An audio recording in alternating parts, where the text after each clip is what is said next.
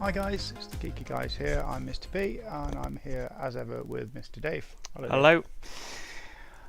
Today we're just going to talk about a few shows and have just general catch up with you. It's been a little while. It has been a little while. It's been a few weeks or so. You've been on your holiday bobs, haven't you? I have. It was very nice. That's lovely, nice relaxing holiday around the pool and on the beach. You can't ask for much more than that, can you? You can't at the end of summer, just as it gets a bit. No, absolutely not. It's getting horrible over here. Go and chase the sun. So yes, we're here again. And I think we need to talk about Star Trek Discovery. We certainly do. Finally, Star Trek back on our television screens after a decade away. I think the excitement's been building over the last year or so. There's been a lot of worries, there's been a lot of hopes, expectations, And concerns. it's finally here. And it's finally here. I think we're now, is it 5 episodes in? Yeah, I think we've just had episode 5, haven't we? So we've got through a bit of it. Yeah. And I suppose we should ask, is it what you thought? Is it what we thought when we heard that Star Trek was coming back and that they were going into this period of the timeline and with these characters and with these ships? I think yes and no, which is a daft answer, but we knew it was going to be alternative Prime. Yeah, we did. So they were going to reference Klingons and have lots of other things like that in it from the Prime universe. Yeah. So they'll be different. We knew the production value was going to be really good. They spent a lot on it. We weren't sure about how they were going to shoot it. It looked a little bit dark on some of the previews. Very dystopian. Yeah, as a lot of people said.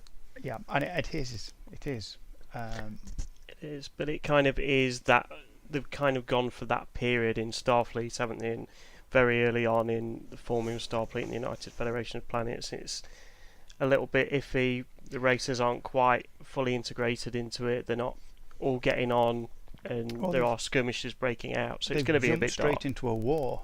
Yeah, a Klingon war, in fact. You can't get less Starfleet than that. Less UFP. That's true. Starfleet doesn't fire first, it does now. It does now. We'll see how it goes. How do you like it being serialized? I thought originally that I was really not going to like it because I'm used to the original stories from like TNG and from Voyager, where they would go off and do a mission and that's that story done. Apart from the occasional two-parter that they'd have continued next week, you would generally have just a story. They go off and do something, they have this experience, and then that's it. They move on to a different thing the following week. Yeah, they get a problem to overcome. They overcome it in the 45 minutes, and it's all wrapped up nicely at the end with a bit of Starfleet sort of motto of, a few jokes in there. A few little jokes, and you're just hoping that the next week that they can get even better. Obviously from Voyager, there was the long series arc of them getting home. So I suppose you had that running all the way through, but other than that, it was single stories, wasn't it? They did kind of address war with Dominion War on DS9. Yeah. So that was like a long arc over a few series, but nothing like this. I do like the longer episodes. Yeah, that's good. And I quite like the fact it's serialized. I didn't think I was going to. No, I think I'm coming on board with it now, to be honest. It's not detracted from the enjoyment of the show, definitely not. It makes you want to watch the next one. Yeah, watch the next week and see what happens and see the story progress and the characters progress. Yeah. And I like how it's not just, it's more featured on a lower character, not a captain all the time. Yeah. Although I do like Jason Isaacs' portrayal. Yeah, Captain Lorca. He's a very different captain, isn't he? A darker captain made from wartime, isn't he, really? He's not the kind of hopeful go out and explore as you would have with like Jonathan Archer and not expect any trouble, just to go out there and explore the universe and meet new races and new cultures. It's away from that in this, isn't it? It's all about how he's going to help his crew survive to the next day and he's carry on his mission on his ship. He was drafted in to do a particular job, and that's what he's doing. We find out in the latest episode that there was a bit of a past with his previous ship, a bit dark, so who knows where he's going to go next. He's been furnished in war and losing his previous crew as he did on his last ship. That's going to have had an effect on him, and that's going to affect his judgment, isn't it, and his decisions going forward. Yeah. So let me ask you this then. out of everything from Discovery, from production, music, everything, what's your favourite element of this new version of Trek? I think one of the things that I'm quite happy to see, and I was worried that it wouldn't be quite as good as it has been the character interaction and the development. I mean, especially Michael Burnham and Commander Saru. I think that's you can kind of see that relationship building and changing as the series goes on. And I think that's one of the things at the moment that I think is coming across really well, and something that's been written really well. Is their relationship, and it's very tumultuous at the start, and then they kind of, now we've had a few episodes that start with a little bit of mutual respect coming in. You can see them working together well in the future. So I think that's one of my favourite elements at the moment, the actual character development and the character interaction on the crew.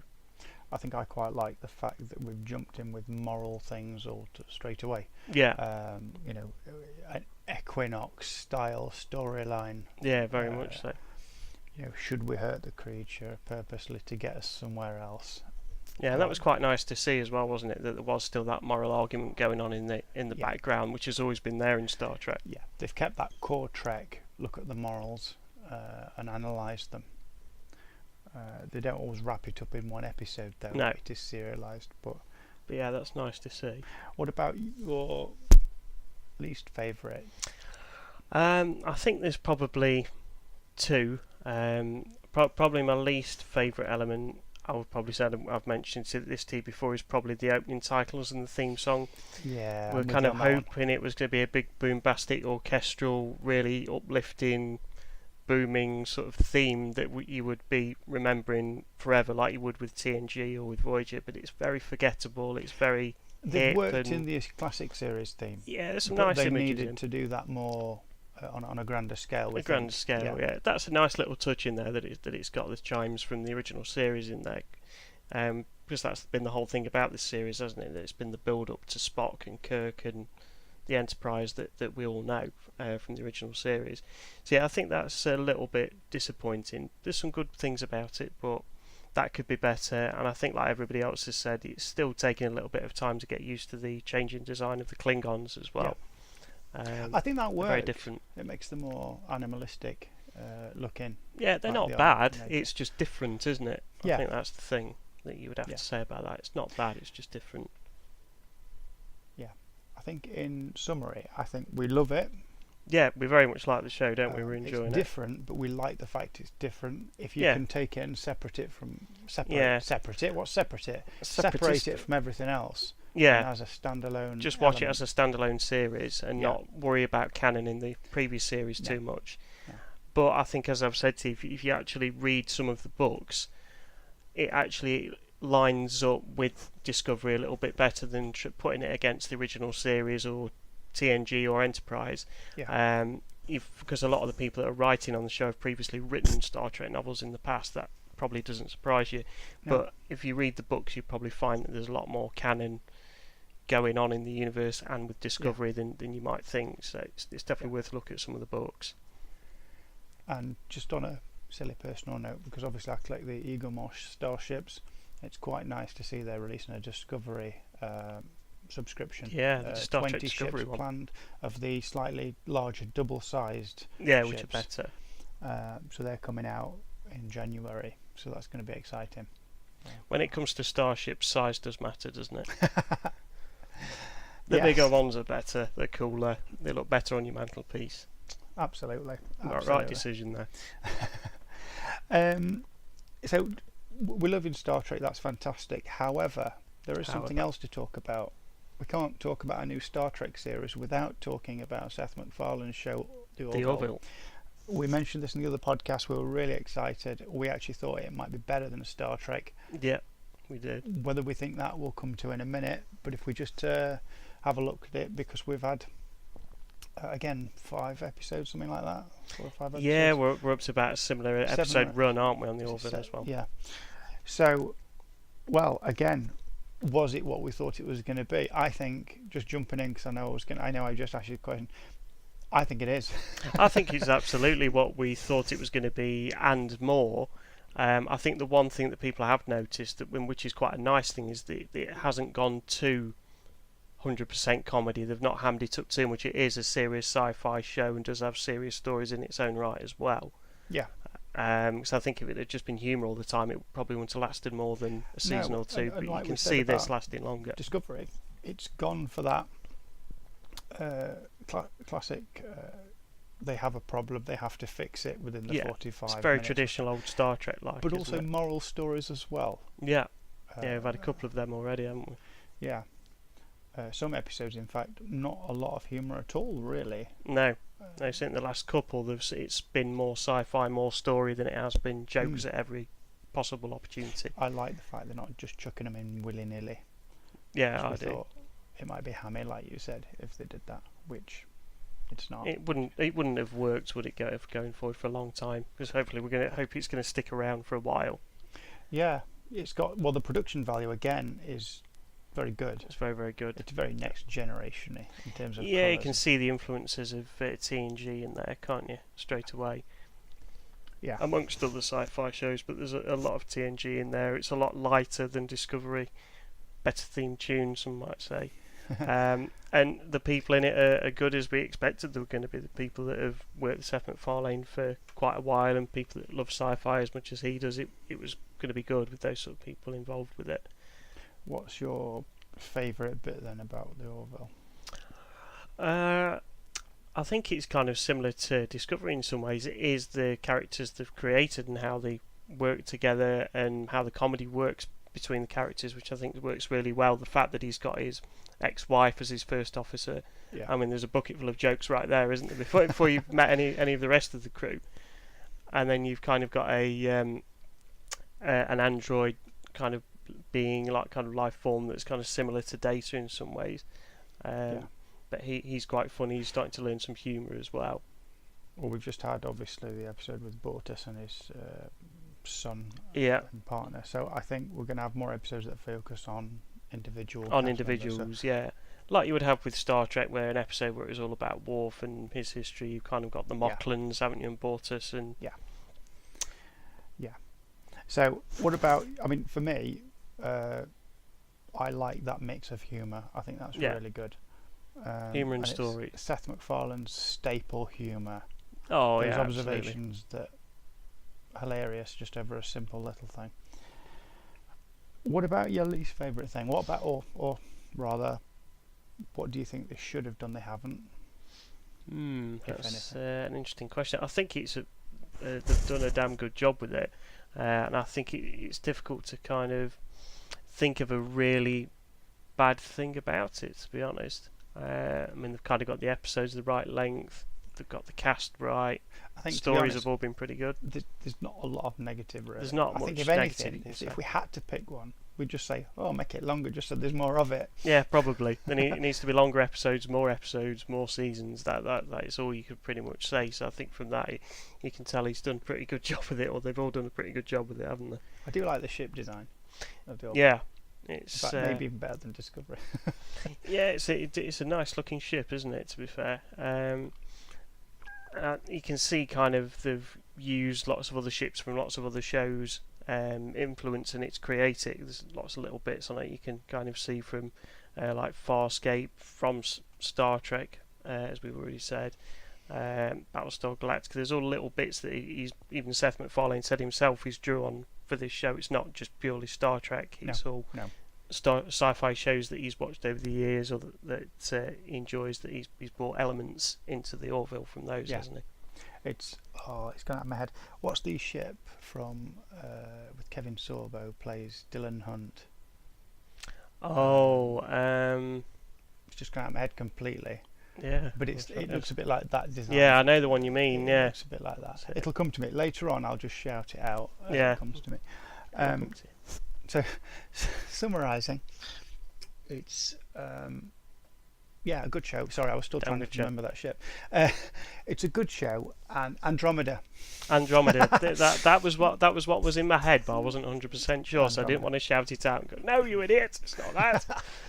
But yeah, that was in my head when we were talking about that. Yeah, thank Andromeda. God for that. So good show. Yeah, very good. We show. like the theme tune very in the opening credits.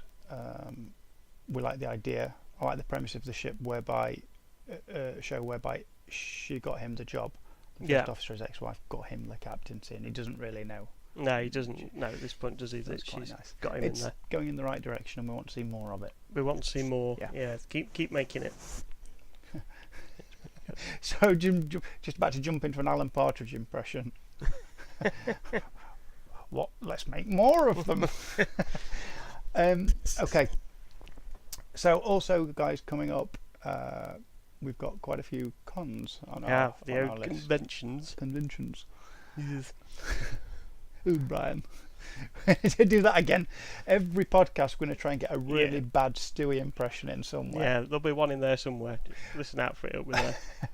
So, coming up then towards the end of this year, we'll December, be in Manchester. We will. For the love of sci-fi. We are. We're going north for the love of sci-fi. It's the third event they've put on. Apparently it's very good. We've not been before. No. But looking at the lineup, the people that are there, and the props and the sets and guest stars and stuff they've got going on over the 3 days. They've got a full-size cantina from Star Wars. For a start, and David Hasselhoff. I mean, what more do you want? Kit. And the truck. And there's TARDIS sets. There's TIE fighters, X-wings. It's certainly one that we recommend people look at. I think it's going to be one to watch in the future. It's not too pricey either. No, it's reasonable. So yeah, we'll be up there. We'll be up there having a look around, seeing what they've got for us. Our next potential con will be the local Nottingham MCon next year. In Aprilish sort of time, won't it? Where, of course, Star Trek fans will be happy to know that LeVar Burton and Denise Crosby will be in attendance. Yes. So that'll be good. We're looking forward to that. And Pearl Mackie as well, in fact, from Doctor Who. Yes. Good old Pearl Mackie. Good old Bill. And then towards the end of next year, the only other thing we've got planned at the minute, due to cost constraints, budgetary problems, is Destination Star Trek, which is taking place at Birmingham again, same as last year. Same as last year. This time, obviously, it's the 25th anniversary of Deep Space Nine. Yes. So it's going to be very much based around that, but we are kind of got to get a little bit of an inkling. There's probably going to be a bit of Discovery stuff there as well, because they're going to want to promote the show, aren't they? And we hope so. Yeah. We could get a bit of Discovery stuff there, either sets or ships from the show, or maybe a few cast will turn up. Maybe. Keep our scanners peeled. So obviously we've still got quite a few photos to get of obviously meeting a few of the Star Trek actors, so we're going to have a look at the list and see who we want to see. Michael Dorn's one that's popped up straight away that we want to go and say hello to. How could you not want Worf? Got to have Worf. We want Worf. We need Worf. Why is it hashtag we want Worf? Has he got a hashtag we want Worf? There should be. If there isn't, we'll I think there is. I think he did a whole campaign. Yeah, so we'll be there. So that'll be good. Yeah, we're looking forward to that one. Keep scanners peeled to our social media for all our updates about that. And we are going to have keep a bit of a look out for heroes and villains as well, aren't we? We enjoyed that last year at London Olympia. We did. Unfortunately, Melissa Benoist had to pull out. So as she didn't. Carlos Valdez. Yeah. And Grant Gustin, fastest man alive, didn't even get there. He wasn't quick enough. He wasn't quick enough, bless him, was he? So that's another one for us. But we will keep an eye out for that. But again, budgetary restrictions will be in mind, so we'll have to see on that one. TV shows. TV shows coming up. Well, in fact, let's firstly talk about the ones that are back. Which ones are we watching at the moment? Obviously, we've both watched the first episode or two of Supergirl. That's come back, season 3. Yes, come back and pretty good. It's got steadily better. I think it was reasonably good. It's grown up. And I think it's found its place, hasn't it? I think all the cast have settled down. The writers and the producers know what it is now. They know where they're going with it. There's a long-term plan. I like the fact they haven't put it on the same earth as the others. Yeah. Because you get that argument like you do in everything that's either got Superman or Supergirl in it, which that's is right.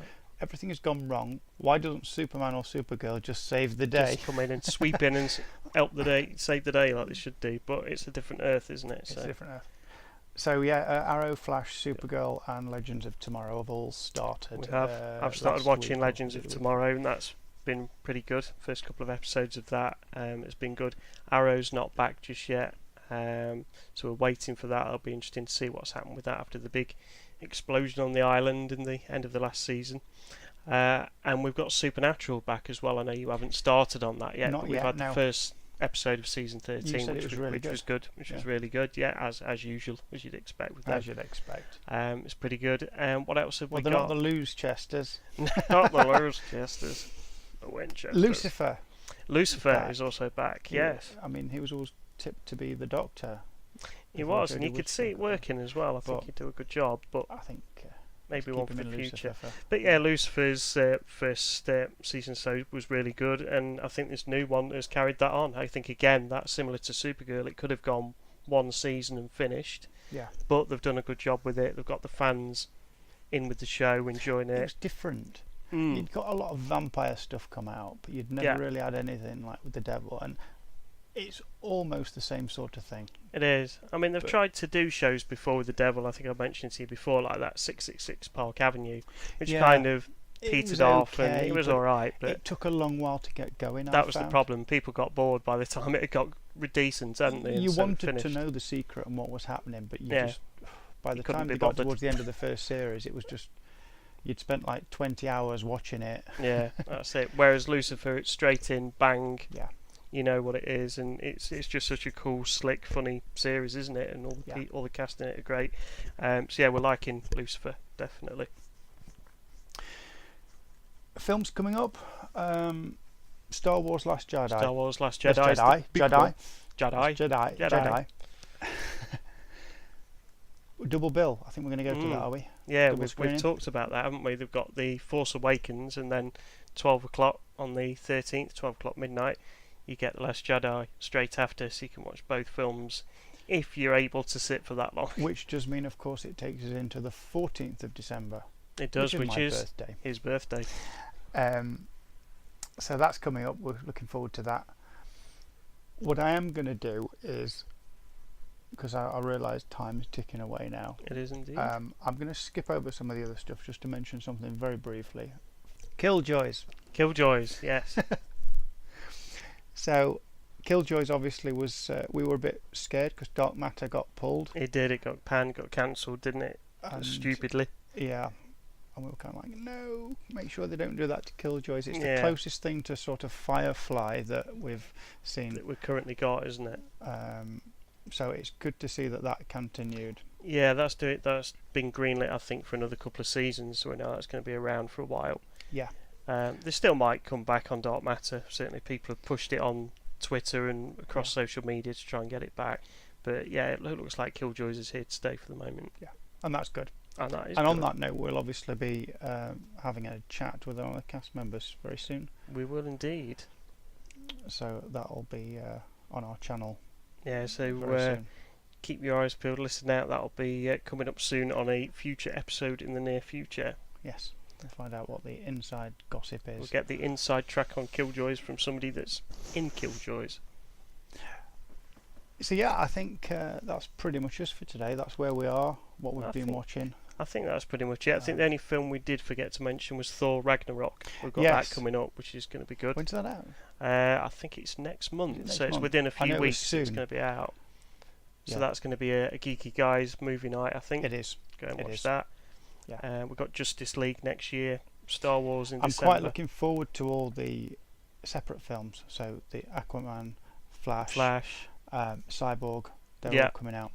Is there a separate Batman as well? I think there is a solo Batman coming as well at some point. We need another solo Superman. Yeah, we do. I think after Batman vs Superman, which was okay but not quite as good as we were hoping, we're kind of craving a solo Superman film now, and there's been no